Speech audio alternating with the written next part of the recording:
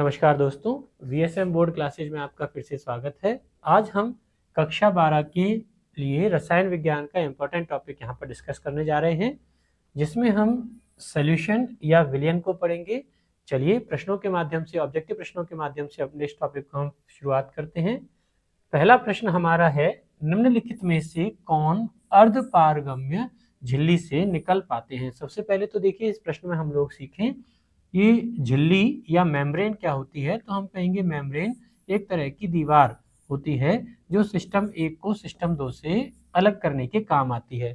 अब ये देखिए झिल्ली जो है वो 4 तरह की हमारी होती है, जिसमें पहला होता है इम्परमिएबल या अपारगम्य झिल्ली, जिसमें से हम कहेंगे कोई भी पदार्थ चाहे वो विलेय हो या विलायक हो उसका पारगमन संभव नहीं होती है। दूसरे प्रकार की झिल्ली हमारी होती है परमिएबल या पारगम्य झिल्ली, जिसमें से होकर पदार्थ विलेय चाहे विलायक के कण आर पार हो सकते हैं। तीसरी प्रकार की हमारी झिल्ली होती है जिसको हम सेमी परमिएबल मेम्ब्रेन या अर्धपारगम्य झिल्ली कहते हैं। और अर्धपारगम्य झिल्ली हमारी वो होती है जिसमें से विलेय यानी सॉल्यूट पार्टिकल्स जो हैं उनका आवागमन संभव नहीं होता, लेकिन विलायक यानी सॉल्वेंट कणों का आवागमन संभव होता है। तो वो जिसमें से होकर विलायक के कण पार हो सके उसे अपन कहेंगे अर्धपारगम्य झिल्ली। और चौथे तरह की झिल्ली होती है जिसको अपन सेलेक्टिव परमिएबल मेम्ब्रेन या चयनात्मक पारगम्य झिल्ली कहते हैं। क्या?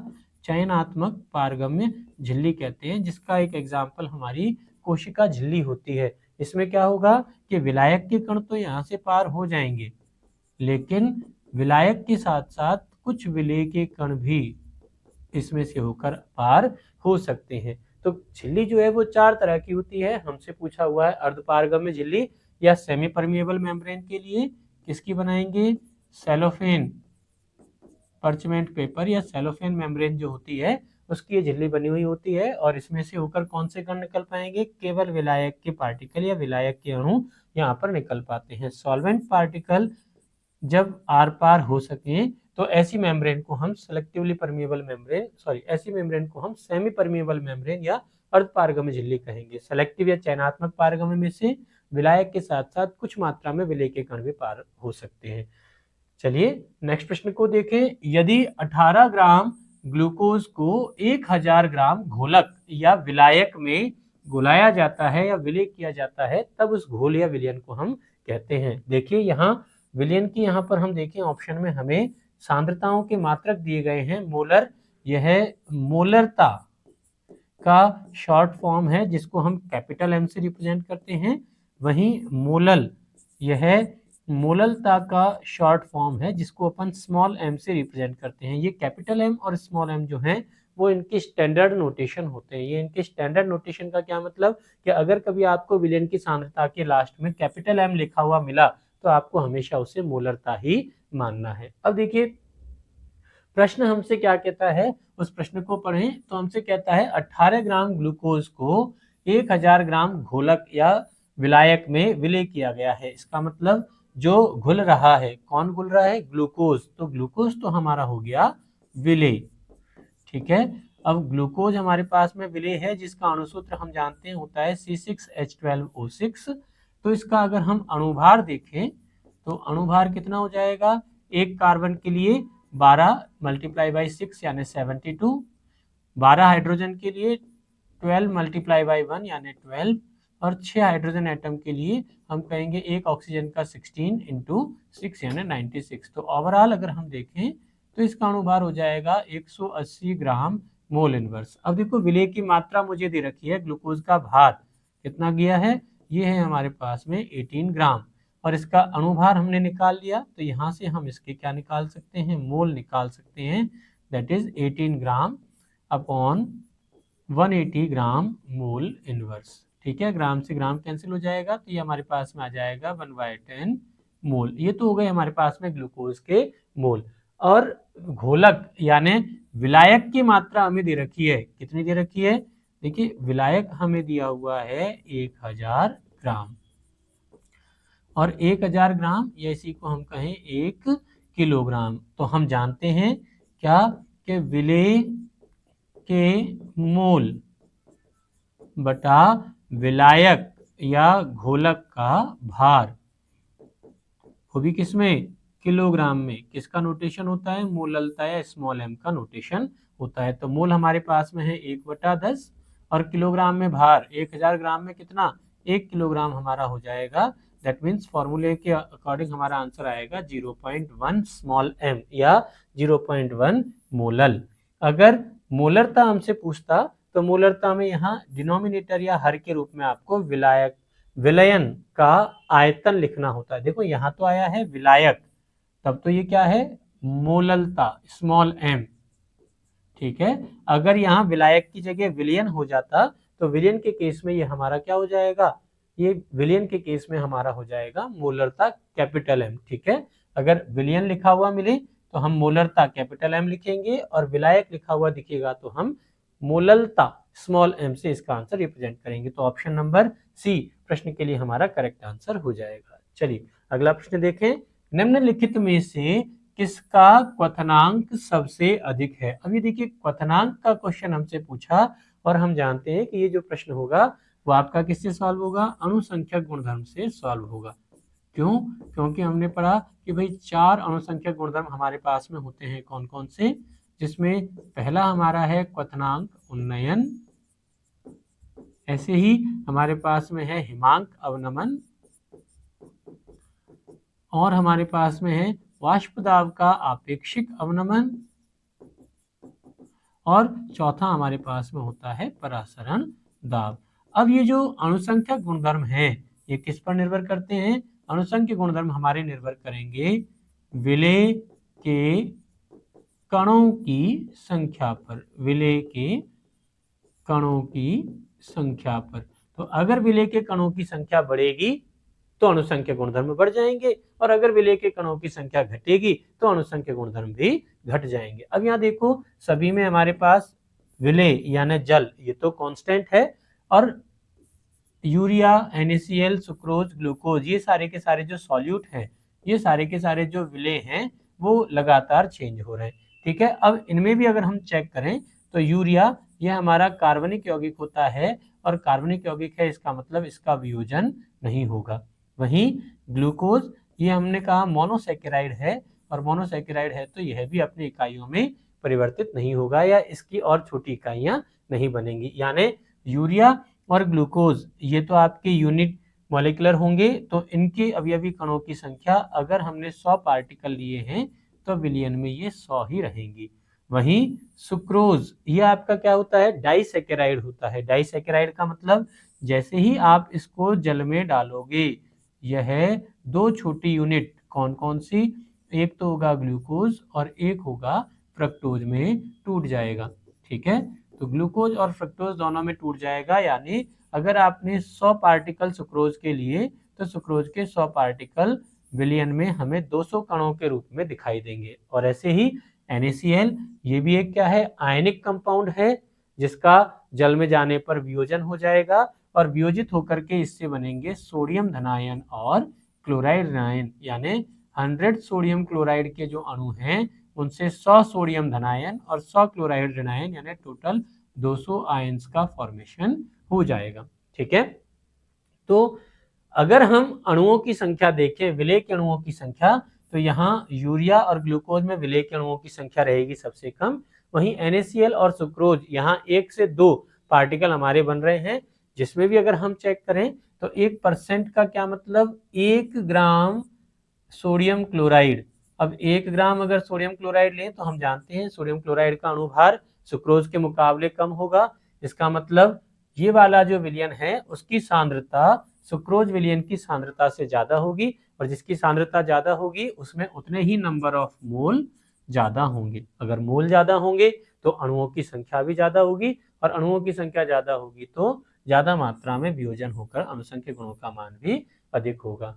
तो क्वथनांक उन्नयन यानी क्वथनांक में सबसे ज्यादा वृद्धि, जल के क्वथनांक में सबसे ज्यादा वृद्धि किस केस में होगी, 1% सोडियम क्लोराइड विलयन के केस में जल के क्वथनांक में सबसे ज्यादा वृद्धि हमें प्रेक्षित हो जाएगी। ऑप्शन नंबर 20 प्रश्न के लिए हमें करेक्ट आंसर हो जाएगा। कैसे सॉल्व किया, सबसे पहले हमने क्वथनांक उन्नयन देखा था तो उससे हम अणुसंख्या गुणधर्म पे पहुंचे, फिर हम विलेय के कणों की संख्या को चारों विलयनों में कंसीडर कर रहे हैं, विलेय के कणों की संख्या को कंसिडर करने के बाद में हमने विलेय की प्रकृति देखी कि कौन सा विलेय कण वियोजित होगा और कौन सा वियोजित नहीं होगा। चलिए नेक्स्ट देखें, आदर्श विलयन वह है, यहाँ पर आपको आदर्श विलयन या आइडियल सॉल्यूशन की प्रॉपर्टी पूछी है, तो हम याद रखें आदर्श विलयन की हमारे लिए 4 प्रॉपर्टी होती हैं। कौन कौन सी?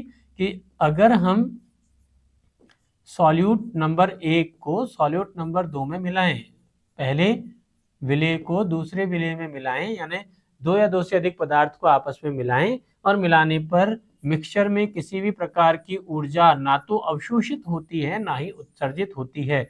ये डेल्टा एच मिक्स क्या है? मिक्सिंग की एंथैल्पी है। ना तो किसी प्रकार की ऊर्जा अवशोषित हो ना ही उत्सर्जित हो, तो वह हमारा आदर्श विलयन कहलाता है, शर्त नंबर 1। दूसरा, अगर विलयन बनाने पर पहले विलयन का हम लोग ले रहे हैं 10 ml और दूसरे कंपोनेंट का भी हम 10 ml ले रहे हैं, तो प्राप्त विलयन का कुल आयतन 20 ml या 20 ml होना चाहिए। 20 ml से ना तो कम, यानी अगर 19 ml या 21 ml ना ही ज्यादा रहे, जितना दोनों को हमने मिलाया है उतना ही रहता है, तो डेल्टा वी मिक्स हम कहेंगे 0 होता है। ये भी किसकी कंडीशन है? आइडियल सॉल्यूशन या आदर्श विलयन की कंडीशन होती है। प्लस तीसरा, जो सभी सांद्रताओं पर राउल्ट के नियम का पालन करते हैं। राउल्ट के नियम का मतलब कि विलयन का कुल दाब दोनों घटकों के आंशिक दाब के योग के एग्जैक्ट इक्वल होता है, PS is equals to PA plus PV। अगर ऐसा होता है तो ये विलयन भी क्या हो जाएगा? हमारा आदर्श विलयन हो जाएगा। और उपरोक्त विलयन जो ऐसी तीनों शर्तों को कंप्लीट करेंगे, ये सारे के सारे क्या कहलाएंगे? आइडियल सॉल्यूशन या आदर्श विलयन कहलाते हैं। That means option number D इस प्रश्न के लिए हमारा करेक्ट आंसर हो जाएगा, जहां ये डेल्टा एच मिक्स भी 0 नहीं हो, डेल्टा वी मिक्स भी 0 नहीं हो और राउल्ट के नियम का पालन भी नहीं करते, तो ऐसे विलयन हमारे नॉन आइडियल सॉल्यूशन या अनादर्श विलयन कहलाते हैं। चलिए नेक्स्ट देखें, अगला प्रश्न है, निम्न में से कौन आदर्श विलयन का अभिलक्षण है? अभिलक्षण मतलब कैरेक्टरिस्टिक फीचर है, और अभी अभी हमने कहा 4, हमारे पास में 3 जो फीचर्स हैं वो आदर्श विलयन के लिए हो जाएंगे। कौन सा? राउल्ट के नियम का पालन करते हैं, जिसमें हमारा नंबर 1 बिल्कुल करेक्ट ऑप्शन है। दूसरा हमारे पास में हो जाएगा डेल्टा एच मिक्सिंग, यानी मिलाने पर किसी प्रकार की ऊर्जा ना तो उत्सर्जित ना ही अवशोषित होनी चाहिए। और तीसरा हमारे पास में है डेल्टा वी मिक्सिंग, यानी विलयन का कुल आयतन दोनों घटकों के आयतन के योग के बराबर होना चाहिए। तो दोनों ही अगर 0 हो और राउल्ट के नियम का पालन करे, तो ऐसा विलयन हमारा क्या कहलाएगा? आइडियल सॉल्यूशन या आदर्श विलयन कहलाता है। That means option number A option के अकॉर्डिंग हमारा करेक्ट आंसर हो जाएगा। चलिए नेक्स्ट देखें, द्रव विलायक की निश्चित मात्रा में घुल सकने वाली ठोस विलेय की अधिकतम मात्रा निर्भर नहीं करती। अभी देखो, अधिकतम मात्रा हमसे कहा है, अधिकतम मात्रा को हम क्या कहते हैं? सॉल्युबिलिटी या विलेयता कहते हैं। क्या कहेंगे अधिकतम मात्रा को? सॉल्युबिलिटी या विलेयता। कि अगर किसी निश्चित ताप पर किसी द्रव विलायक में ठोस की कितनी मैक्सिमम मात्रा डिसॉल्व हो सकती है, घुल सकती है, मिल सकती है, उसको अपन क्या कहेंगे? सॉल्युबिलिटी या विलेयता कहेंगे। अब ये किस पर निर्भर नहीं करती? अब चूंकि यह ठोस है, इसका मतलब तापमान पर तो निर्भर करेगा। हम घर पे भी जानते हैं, हमारे पास में वेल नोन एग्जाम्पल है कि अगर हम 1 गिलास पानी लें और उस 1 गिलास पानी में अगर हम चीनी डिसॉल्व करें, तो चीनी 1 चम्मच चीनी इसमें आसानी से घुल जाएगी। ऐसे ही 2 चम्मच 3 चम्मच चीनी घुल जाएगी। लेकिन जैसे ही हम तापमान बढ़ाते हैं तो चीनी की क्या बनने लग जाती है? चाशनी बनने लग जाती है। यानी चीनी की डिसॉल्व क्वांटिटी को हम थोड़ा सा बढ़ा सकते हैं। तो चीनी की कितनी मात्रा घुलती है किस पर निर्भर करता है? ये तापमान पर निर्भर करेगा। यानी तापमान पर तो ठोस की विलेयता निर्भर करती है, साथ ही विलेय की प्रकृति यानी घुलने वाला विलेय कैसा है, आयनिक है या सहसंयोजक है, उस पर भी निर्भर करेगी। सॉल्वेंट की प्रकृति यानी विलायक हमने कैसा लिया है, क्या पोलर सॉल्वेंट ध्रुवीय विलायक जैसे जल लिया हुआ है या अध्रुवीय विलायक हमने लिया हुआ है, उस पर भी निर्भर करेगी। लेकिन दाव पर यह निर्भर नहीं करती। तो दाव पर किसकी विलेयता निर्भर करेगी? अगर हम यहाँ पर ठोस की जगह गैसीय विलायक लेते, ठोस की जगह कैसा विलायक लेते? गैसीय विलायक लेते, तो इसकी विलेयता दाव पर निर्भर करती। लेकिन ठोसों की विलेयता पर दाब का कोई प्रभाव नहीं पड़ता। अगर यही क्वेश्चन आपसे पूछा जाता कि भाई कार्बन डाइऑक्साइड गैस को हमें जल में घोलना है, जो कि हम कोल्ड ड्रिंक बनाते हुए करते हैं। कोल्ड ड्रिंक या सॉफ्ट ड्रिंक जब बनाते हैं उसमें क्या करेंगे, जल में हम कार्बन डाइऑक्साइड गैस को डिसॉल्व करने का काम करते हैं, तो उसकी विलेयता दाब पर निर्भर करती है। जितना ज्यादा दाब होगा उतनी ही ज्यादा कार्बन डाइऑक्साइड गैस जल में घुल जाएगी। तो ठोसों की विलेयता दाब पर निर्भर नहीं करती, लेकिन गैस की विलेयता दाब पर निर्भर कर जाती है। नेक्स्ट देखेंगे, अगला प्रश्न चेक कीजिए, सभी लिगेंड होते हैं। अब लिगेंड देखो, ये तो चैप्टर नंबर 9 से रिलेटेड हमारा क्वेश्चन है, जिसमें अपन उपसंयोजक यौगिक देखेंगे। तो सभी लिगेंड क्या होते हैं? लिगेंड के लिए हम जानते हैं कि लिगेंड जो है वो इलेक्ट्रॉन डोनर है। क्या है लिगेंड? इलेक्ट्रॉन डोनर, इलेक्ट्रॉन दाता होते हैं। और लुईस कंसेप्ट के अनुसार वो जो इलेक्ट्रॉन देते हैं क्या कहलाते हैं? क्षार कहलाते हैं। यानी सभी लिगेंड क्या हो जाएंगे? लुईस भस्म या लुईस क्षार हमारे होते हैं। ऑप्शन नंबर बी हमारे इस प्रश्न का करेक्ट आंसर रहेगा। नेक्स्ट देखें, हेनरी स्थिरांक KH का मान। अब ये देखिए, हेनरी स्थिरांक KH का मान, यहाँ पर हमें 4 ऑप्शन इस प्रश्न के लिए दिए गए हैं।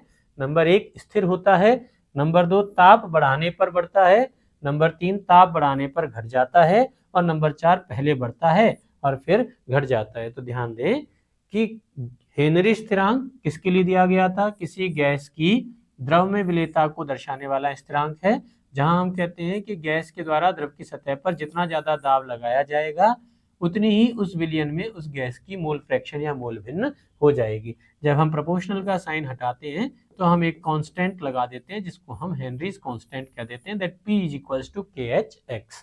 ठीक है, तो इस हेनरी नियतांक या KH का मान किस पर निर्भर करेगा? कि यह जैसे ही हम टेम्परेचर बढ़ाएंगे, तापमान बढ़ाने पर हेनरी नियतांक KH का मान भी क्या हो जाता है? बढ़ जाता है। तो टेम्परेचर बढ़ाने पर हेनरी नियतांक KH का मान बढ़ जाता है। That means option number B इस प्रश्न के लिए हमारा करेक्ट आंसर हो जाएगा। चलिए अगला देखें, हेनरी स्थिरांक KH का मान सभी गैसों के लिए एक कांस्टेंट वैल्यू होती है, स्थिर रहता है? नहीं, ये हमारा इनकरेक्ट ऑप्शन है। गैसों की विलेयता से संबंधित नहीं है, ये भी हमारा इनकरेक्ट ऑप्शन है। गैसों की विलेयता पर निर्भर करेगा। निम्न विलेयता वाली गैस के लिए अधिक होता है, जिसकी विलेयता कम होगी उसके लिए हेनरी स्थिरांक का मान ज्यादा होगा, करेक्ट ऑप्शन है। और उच्च विलेयता वाली गैसों के लिए अधिक होता है, कि जिसकी विलेयता उच्च होती है ऐसी गैस के लिए अधिक होगा। तो देखें ऑप्शन नंबर सी हमारे इस प्रश्न का करेक्ट आंसर होगा। कैसे? चेक कर लीजिए। जैसे हम कहें कि भाई हमारे पास में हेनरी स्थिरांक के लिए रिलेटेड फॉर्मूला होता है P = KHX। अब हमने मान लीजिए कि दो गैसें ली, एक का नाम है A और एक का नाम है B, और इन दो गैसों के लिए हमने समान दाब P बराबर 1 वायुमंडल, P बराबर कितना? 1 वायुमंडल पर इनकी विलेयता को चेक किया। तो अगर मान लीजिए A की विलेयता V से ज्यादा है, A की विलेयता V से ज्यादा है, तो XA का वैल्यू XB से ज्यादा होना चाहिए। तो फिर हम क्या कहेंगे कि A से रिलेटेड जो हेनरी कांस्टेंट है KHA, उसका मान B से रिलेटेड हेनरी कांस्टेंट से कम होना होगा। क्यों? क्योंकि दोनों का मल्टीप्लाई किसके बराबर है? 1 वायुमंडलीय दाब के इक्वल होता है। तो चूंकि दोनों का मल्टीप्लाई 1 वायुमंडलीय दाब से कम, 1 वायुमंडलीय दाब के इक्वल होना चाहिए, तो अगर XA XB से बड़ा है तो जरूर KHA को KHB से बड़ा, KHB से छोटा होना होगा। यानी KH अगर छोटा है तो XA बड़ा हो जाएगा। समान दाब के लिए अगर KH बड़ा है तो फिर XA आपका क्या हो जाएगा? छोटा हो जाएगा। यानी जिस गैस की विलेयता कम होती है, जिसके लिए मोल फ्रैक्शन X का मान कम होगा, उसका हेनरी नियतांक KH का मान अधिक हो जाएगा। दैट ऑप्शन नंबर सी इस प्रश्न के लिए हमारा करेक्ट आंसर हो जाएगा। नेक्स्ट देखिए, विलयन के अणुसंख्य गुणधर्म का उदाहरण है। देखो अब अणुसंख्य गुणधर्म हमने कहा वो जो विलयन में उपस्थित सॉल्यूट पार्टिकल या विलेय के कणों की संख्या पर निर्भर करते हैं। किस पर निर्भर कर रहे हैं? विलेय के कणों की संख्या पर ही निर्भर करते हैं, उन्हें अपन अणुसंख्य गुणधर्म कहते हैं। ठीक है, इनका विलायक या विलयन से कोई लेना देना नहीं होता। विलायक कैसा है, क्या है, उसका इससे कोई लेना देना नहीं है। केवल और केवल जो विलेय के कणों की संख्या पर निर्भर करें उन्हें अपन अणुसंख्य गुणधर्म कहेंगे। और ये कितने होते हैं? 4 होते हैं। कौन कौन से? पहला हमारा हो जाएगा वाष्प दाब का आपेक्षिक अवनमन, दूसरा हमारे पास में आएगा क्वथनांक उन्नयन,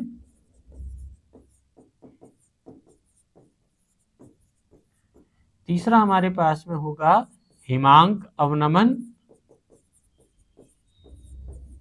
और चौथा हमारे पास में आएगा परासरण दाब।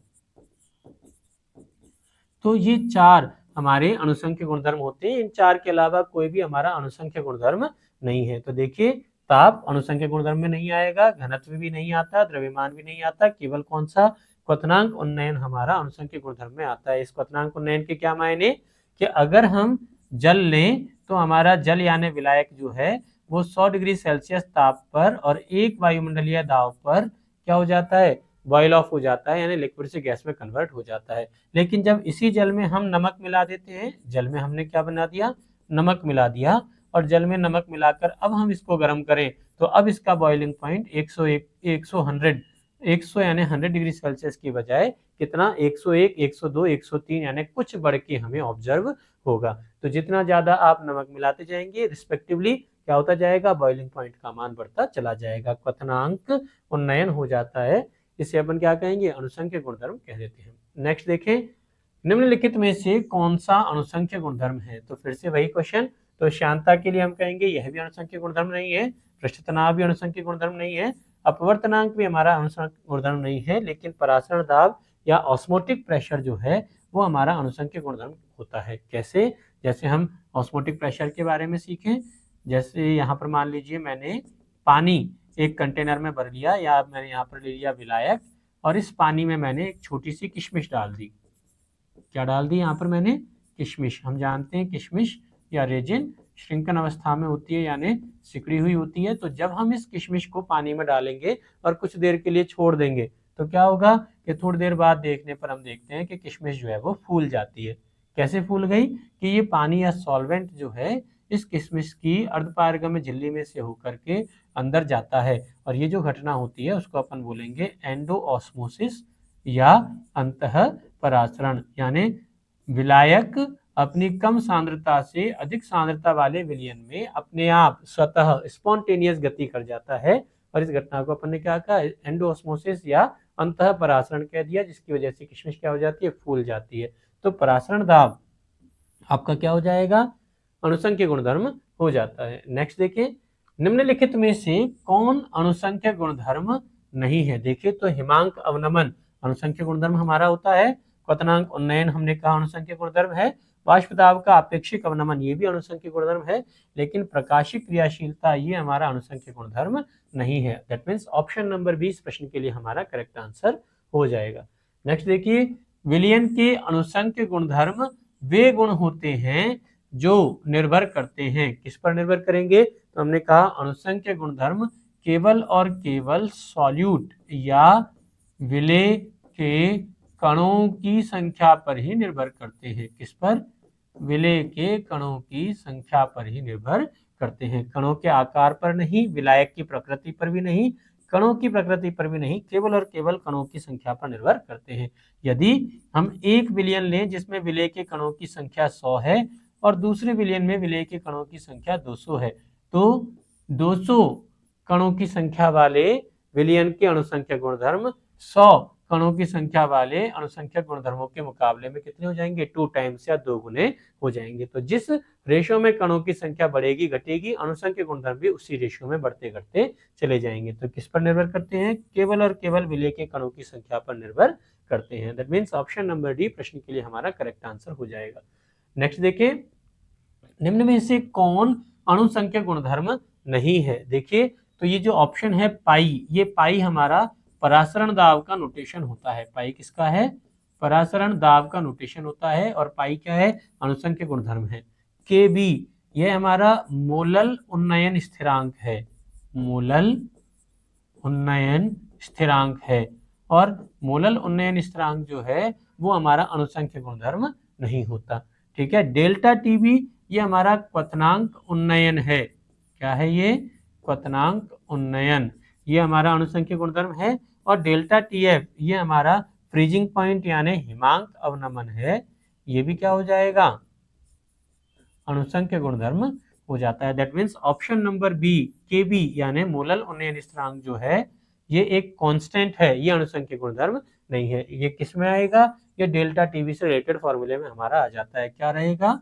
जहां हम जानते हैं क्वथनांक उन्नयन डेल्टा टीवी बराबर होता है capital Kb into small m, molal उन्नयन स्थिरांक गुणा m, यानी क्या हो जाएगा? मोललता, विलयन की मोललता क्या हो जाएगा? आपका अणुसंख्य गुणधर्म हो जाएगा डेल्टा टीवी। केवी क्या है? एक कांस्टेंट होता है। ठीक है, नेक्स्ट देखिए, अगला प्रश्न हमारा है मोललता प्रदर्शित होती है। अब ये देखो मोललता लिखा हुआ है और मोललता के मायने क्या? हमने कहा स्मॉल m यानी मोललता होती है। तो मोललता को अगर हम लिखें तो हम लिखेंगे दैट मोललता बराबर सॉल्यूट यानी विलेय के मोल बटा विलायक का भार, और वो भार हमें किस में लेना है? केजी में लेना है। भार हमें किस में लेना है? किलोग्राम या केजी में लेना है। तो ये हमारी होती है मोललता। देखिए ध्यान रहे, मोललता के लिए आपको स्पेशल बात याद रखनी है, यह सांद्रता का इकलौता ऐसा मात्रक है जिसमें सॉल्वेंट या विलायक आता है। इसके अलावा सांद्रताओं के चाहे कोई भी मात्रक हो, फिर वो मोलरता हो, नॉर्मलता हो, मोल भिन्न हो या भार प्रतिशत हो, सांद्रता के कोई भी मात्रक हो, सभी में हम लोग विलयन कंसीडर करते हैं, सॉल्यूशन कंसीडर करते हैं। चाहे हम उसका आयतन लें, चाहे हम उसके भार लें, हम हमेशा क्या कंसीडर करते हैं? विलयन कंसीडर करते हैं। मोललता सांद्रता का इकलौता ऐसा मात्रक है जिसमें हम विलायक को कंसीडर करते हैं, विलायक को किसी और जगह कंसीडर नहीं किया जाता। ठीक है, तो मोललता प्रदर्शित किस में हो जाएगी? हम कहेंगे विलेय के मोल यानी मोल बटा विलायक का भार, मोल प्रति किलोग्राम में। तो ये ग्राम प्रति लीटर गलत हो जाएगा, लीटर विलयन का आयतन होता है, लीटर प्रति मोल ये तो गलत है।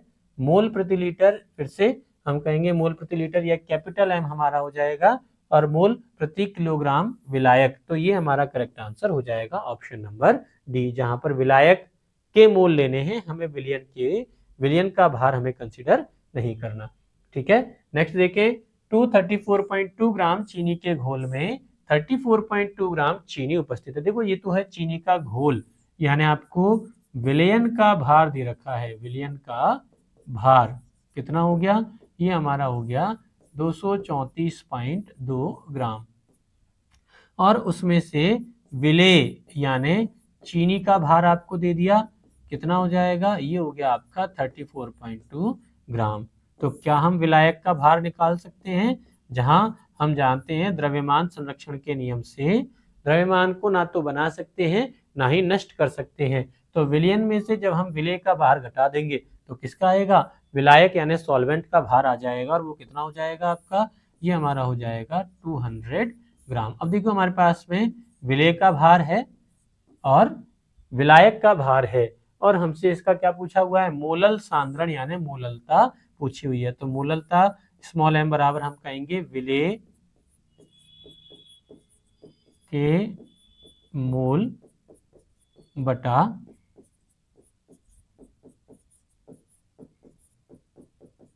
विलायक का भार। अब विलेय के मोल कैसे निकालेंगे?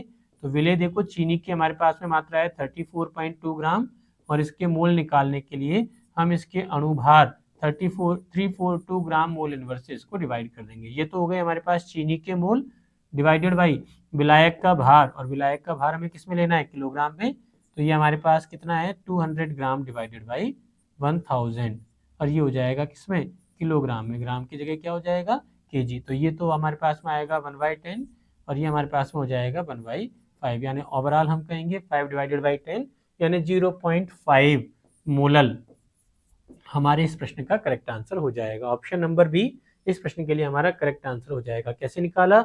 हमें विलयन का भार दिया था, विलेय का भार दिया था, विलयन में से विलेय के भार को हमने माइनस किया, विलायक का भार आ गया, और फिर हमने फॉर्मूले में वैल्यू पुट की, विलेय के मोल निकाल दिए, विलायक के भार को किलोग्राम में लेकर इससे डिवाइड कर दिया। चलिए नेक्स्ट प्रश्न देखें, किसी विलयन के 200 ml, अभी देखो ml हमें दिया है, दैट ml किसका मात्रक है? ml हमारा मात्रक है आयतन का। किसका? आयतन या वॉल्यूम का। तो 200 ml में 2 ग्राम सोडियम हाइड्रोक्साइड NaOH घुला हुआ है। तो देखिए विलयन के 200 ml यानी विलयन का आयतन आपको दे दिया कितना? 200 ml, और 2 ग्राम NaOH यानी आपको क्या मिल गया, विलेय का भार। भाई ग्राम किसका मात्रक है, वेट का मात्रक है, आपको दे दिया 2 ग्राम, और विलेय का फॉर्मूला भी आपको दे दिया सोडियम हाइड्रोक्साइड, तो आप इसका अणुभार भी निकाल सकते हैं। कितना हो जाएगा, एक सोडियम के लिए 23, एक ऑक्सीजन के लिए 16 और एक हाइड्रोजन के लिए 1, यानी ये हो जाएगा 40 ग्राम मोल इनवर्स। अब हमसे पूछा है विलयन की मोलरता, मोलरता यानी कैपिटल एम पूछा है। देखो र जब आएगा मोलरता तो कैपिटल एम है, अगर यही आपसे मोललता पूछा होता स्मॉल एम, हम निकाल रहे होते, ठीक है। तो कैपिटल एम बराबर क्या था हमारे पास में, फॉर्मूला हो जाएगा विलेय के मोल बटा विलयन का आयतन, और आयतन किस में लेना है, हमें लीटर में लेना है, ml को आपको लीटर में कंसीडर करना पड़ेगा। तो मोल कैसे निकालेंगे, देखिए हमारे पास NaOH की मात्रा है 2 ग्राम, बटा में उसके अनुभार से भाग लगाएंगे तो ये हो जाएगा 40, तो 2 डिवाइडेड बाई 40, और विलयन का आयतन कितना है आपका, ये हमें दिया हुआ है 200 ml, और ml को लीटर में बदलना है तो हम क्या करेंगे, डिवाइडेड बाई 1000 कर देंगे। सॉल्व कीजिए, 200 डिवाइडेड बाई 1000 यानी ये हो गया 5, और 10 डिवाइडेड बाई 40 यानी हमारे पास में हो जाएगा 1/4 या 0.25 कैपिटल एम। तो क्वेश्चन का सही आंसर हमारे पास हो जाएगा 0.25 capital M. Option number D प्रश्न के लिए हमारा करेक्ट आंसर होगा। नेक्स्ट देखें, प्रति किलोग्राम विलायक में विलेय के मोलों की संख्या को कहा जाता है। देखो यहाँ पर हमें विलायक यानी सॉल्वेंट के किलोग्राम भार में विलेय के मोलों की संख्या पूछी है, और हम जानते हैं इसको क्या कहेंगे, मोललता कहेंगे। देखो आप याद रखें, जब भी विलायक आएगा तो विलायक की टर्म में जो सांद्रता का यूनिट होगा वो हमेशा क्या होगी, मोललता होगी, अदरवाइज सभी सांद्रता की इकाइयों में आपके विलयन कंसीडर किया जाता है। नेक्स्ट देखिए, निम्नलिखित में से कौन सी विलयन सांद्रता की इकाई है जो तापमान से प्रभावित होती है। देखो इंटरेस्टिंग क्वेश्चन है, आपको ये बताना है कि तापमान से विलयन सांद्रता की कौन सी इकाई प्रभावित होती है। अब देखो, जब भी हमने सांद्रता को अगर कोई भी हम मात्रक लिखें तो सांद्रता के मात्रक में हम जनरली कंसीडर कर रहे हैं विलेय के मोल या विलेय का भार बटा, या तो हम विलयन का आयतन लेते हैं या फिर हम विलयन में भार कंसीडर कर लेते हैं, ठीक है। तो हम जानते हैं किसी भी दिए गए पदार्थ का जो आयतन है वो उसके तापमान का फलन होता है। जैसे जैसे आप तापमान बढ़ाएंगे, तापमान बढ़ाने से अणुओं की गतिज ऊर्जा बढ़ेगी, और काइनेटिक एनर्जी बढ़ने की वजह से उनके मध्य में दूरी, डिस्टेंस जो होगा वो बढ़ जाएगा, डिस्टेंस बढ़ने से उनका रिस्पेक्टिव वॉल्यूम बढ़ना शुरू हो जाएगा। तो तापमान बढ़ाने पर जनरली क्या होता है, वॉल्यूम वेरी कर जाता है। अगर तापमान बढ़ाने पर वॉल्यूम वेरी करेगा तो वॉल्यूम वेरी करने से सांद्रता के वे सभी मात्रक जिनमें वॉल्यूम कंसीडर किया जाता है वो हमारे वेरी कर जाएंगे, लेकिन वेट जो है वो तापमान से प्रभावित नहीं होता, यानी वेट जो है वो इंडिपेंडेंट होता है, उस पर तापमान का कोई प्रभाव नहीं पड़ता। यानी सांद्रता की वो इकाई जिसमें भार आता है वो सांद्रता की इकाई तापमान से प्रभावित नहीं होगी, लेकिन वो जिसमें आयतन आएगा वो सारी की सारी इकाइयां हमारी तापमान से प्रभावित होंगी। तो देखिए, जो तापमान से प्रभावित होती है हमसे ऐसे पूछा गया है। अभी देखो, मोल अंश का मतलब किसी एक घटक के मोल, जैसे हम कहें Na डिवाइडेड बाई सभी घटकों के मोलों का कुल योग। अब मोल यानी कि क्या होगा, भार बटा अणुभार, तो ये तो भार की इकाई हुई, इसका मतलब मोल अंश तापमान से प्रभावित नहीं होगा। मोलरता को अगर हम देखें तो मोलरता में क्या होगा, हमारे मोल बटा आयतन, और आयतन किससे, सांद्रता से, तापमान से वेरी करेगा, और आयतन अगर तापमान से वेरी करेगा तो मोलरता भी वेरी कर जाएगी, यानी मोलरता प्रभावित हो जाएगी। मोललता, ये तो देखिए फिर से हमारे पास मोल है, लेकिन यहाँ पर हम नीचे भी क्या कंसीडर करते हैं, विलायक का भार कंसीडर करते हैं, और मोल और भार में तापमान के साथ कोई चेंज नहीं होगा। इसका मतलब मोल अंश और मोललता तापमान से प्रभावित नहीं होती, केवल मोलरता या कैपिटल एम जो है वही तापमान के साथ वेरी करेगा। नेक्स्ट देखिए, अगला प्रश्न चेक करें, जलीय विलयन के ताप में वृद्धि करने पर होती है। अभी अभी हमने यही डिस्कस किया कि अगर हम तापमान बढ़ाएंगे तो तापमान बढ़ाने पर जनरली आयतन में क्या हो जाएगी, वृद्धि हो जाएगी, और आयतन बढ़ेगा तो जितनी भी हमारी सांद्रता की इकाइयां हैं जिनमें हमारे विलयन का आयतन कंसीडर किया जाता है वो सारी की सारी अगर न्यूमरेटर डिनोमिनेटर में है, हर में है, तो वो क्या हो जाएंगी, घट जाएंगी। ठीक है, तो मोलरता कैपिटल M जो है वो तो हमारा कम हो जाएगा, लेकिन मोललता जो हम स्मॉल m से रिप्रेजेंट करते हैं मोलैलिटी, उसमें हमारे कोई चेंज नहीं होगा, क्योंकि यहाँ पर हमारे पास सॉल्वेंट सिस्टम का वेट कंसिडर करना होता है। तो देखिए मोलरता में कमी आ जाती है, ये हमारे इस प्रश्न के लिए करेक्ट आंसर हो जाएगा। मोललता में कोई चेंज नहीं होगा, क्योंकि मोललता तो भार से रिलेटेड है, तो मोललता में कमी ये गलत ऑप्शन हो जाएगा। मोल अंश में वृद्धि हो जाती है, ये भी हमारा इनकरेक्ट ऑप्शन हो जाएगा, क्योंकि मोल अंश में तो दोनों ही मोल आते हैं। और वेट परसेंटेज में वृद्धि हो जाती है, ये भी हमारा इनकरेक्ट ऑप्शन हो जाएगा, क्योंकि दोनों ही टर्म हमारी किसकी ली हुई है, भार की ली हुई है, और भार जो है वो तापमान से परिवर्तित नहीं होता, केवल आयतन तापमान से वैरी करेगा, इसलिए मोलरता में क्या आ जाएगी, कमी आ जाएगी। ऑप्शन नंबर बी प्रश्न के लिए हमारा करेक्ट आंसर होगा। नेक्स्ट देखिए, निम्न में से कौन आदर्श विलयन नहीं है, नहीं पूछा हुआ है, दैट मीन्स हम कहेंगे आदर्श विलयन यानी वो जो डेल एच मिक्स बराबर 0 हो, वो जिसके लिए डेल वी मिक्स बराबर 0 हो, और वो जो राउल्ट के नियम को पालन करता है।